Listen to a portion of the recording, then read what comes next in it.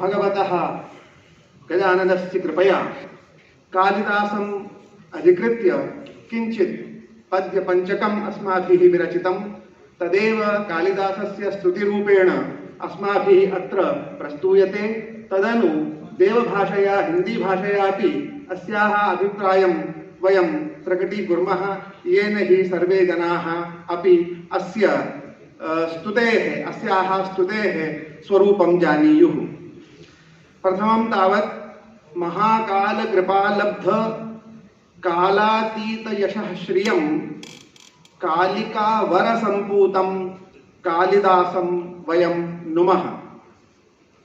सप्तभिः काव्यवर्णैर्यः शक्रचापोपमैर्वरैः द्योतयन् वाङ्मयाकाशं शोभते तं कविं स्तुमः। काव्यदीपशिखायस्य प्रकाशयति भारतीं भारतं भारतं कुर्वन् ज्ञमणिं तं प्रशास्महे।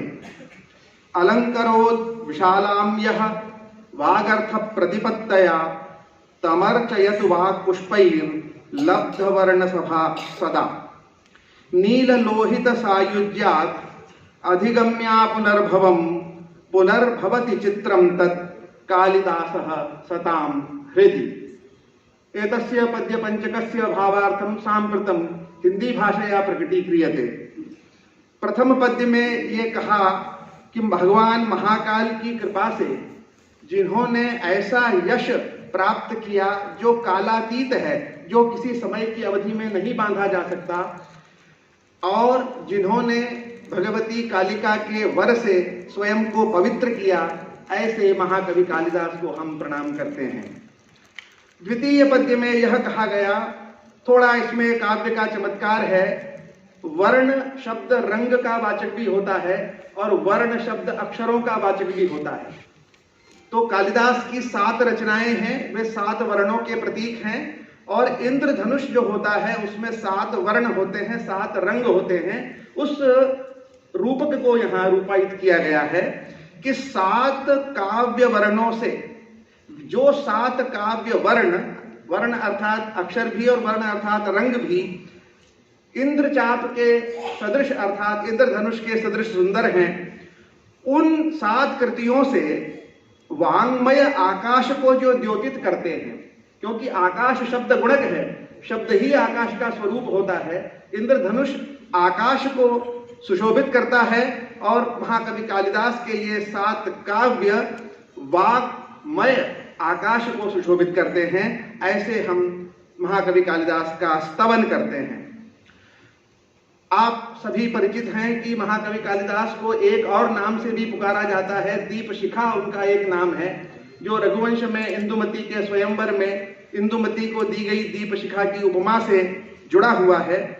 उसका प्रयोग करते हुए ये कहा गया है कि जिस महाकवि कालिदास के काव्य की दीपशिखा भारती को प्रकाशित करती है, भारती अर्थात वाणी को प्रकाशित करती है, और जो वाणी भारत को भारत बनाती है, भारत को भा में अर्थात प्रकाश में रत करती है, ऐसे विद्वत शिरोमणि कालिदास की हम प्रशंसा करते हैं।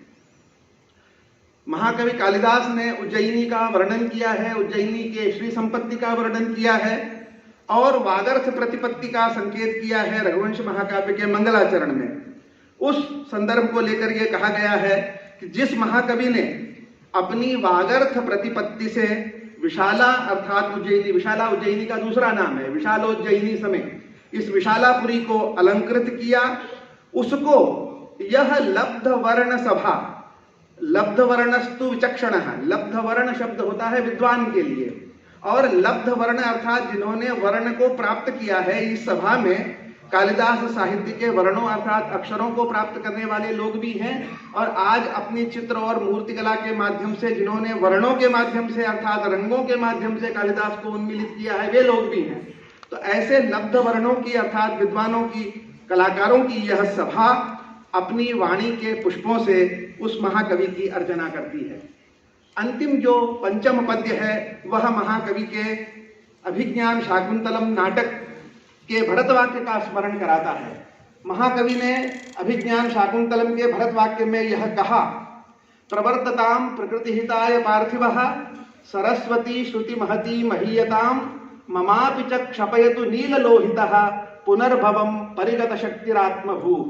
वहां ये प्रार्थना कर रहे हैं कि जो पार्थिव है, जो राजा है, वह प्रजाओं के कल्याण के लिए तत्पर हो, और श्रुत महताम सरस्वती, विद्वानों की जो वाणी है वह हमेशा उत्कर्ष को प्राप्त करे, और स्वयं के लिए उन्होंने सबसे अंत में एक मंगल कामना की कि भगवान नील लोहित शिव का नाम है, नील लोहित भगवान महाकाल, वे मेरे पुनर्भव को अर्थात मेरे पुनर्जन्म को समाप्त कर दे, अर्थात मुझे मुक्ति प्राप्त हो जाए।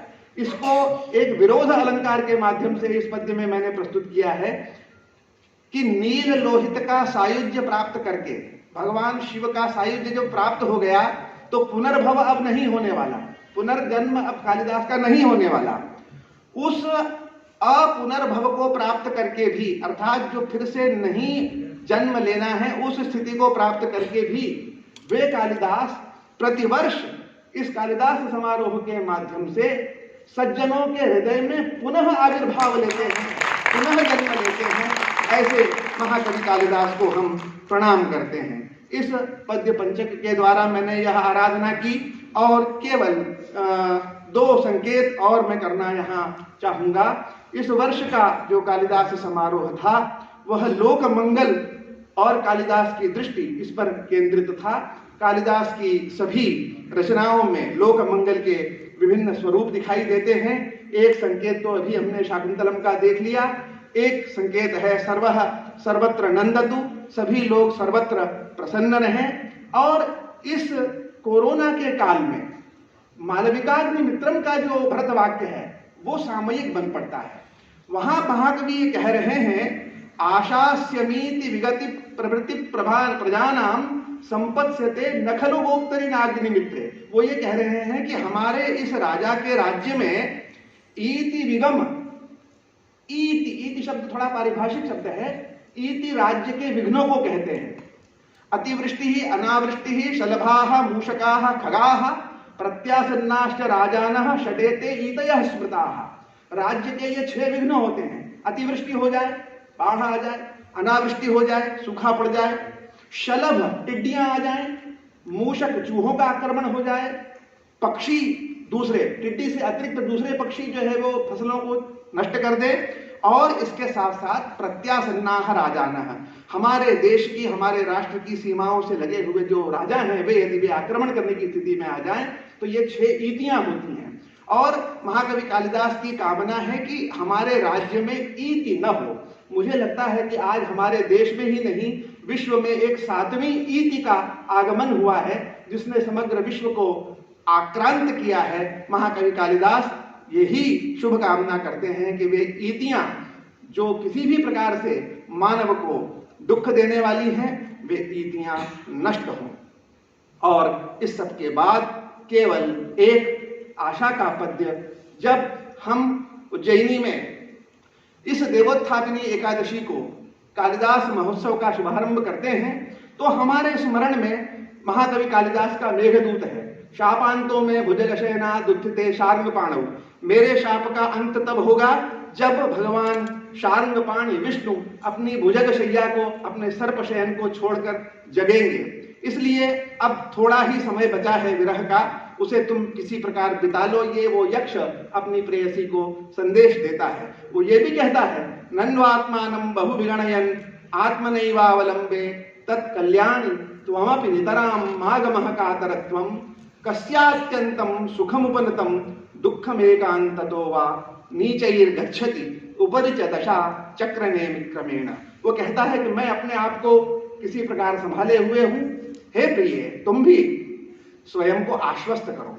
इसके बाद की जो 2 पंक्तियां हैं वही चरम है मेरे वक्तव्य का भी और कालिदास की शुभाशंसा का भी।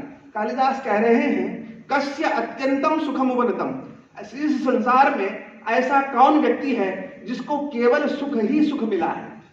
दुख में एकांततो वा, ऐसा कौन व्यक्ति है जिसको एकांततः केवल दुख ही दुख मिला है। क्योंकि नीचे ही गच्छति उपरि च दशा चक्रनेमि क्रमेण, जैसे रथ का पहिया ऊपर होता है, जो ऊपरी हिस्सा होता है वो अगले क्षण नीचे चला जाता है, जो नीचे होता है वो अगले क्षण ऊपर चला जाता है। तो सुख के बाद दुख, दुख के बाद सुख, ये एक निरंतर चिरंतन प्रक्रिया है। और महाकवि के शब्दों पर विश्वास करते हुए हम ये कामना करते हैं कि आज जो यह वैश्विक दुख का समय है यह शीघ्र ही समाप्त होगा और अगले वर्ष हम पुनः उसी उत्साह के साथ महाकवि कालिदास की सारस्वत समर्चना करेंगे। प्रणाम।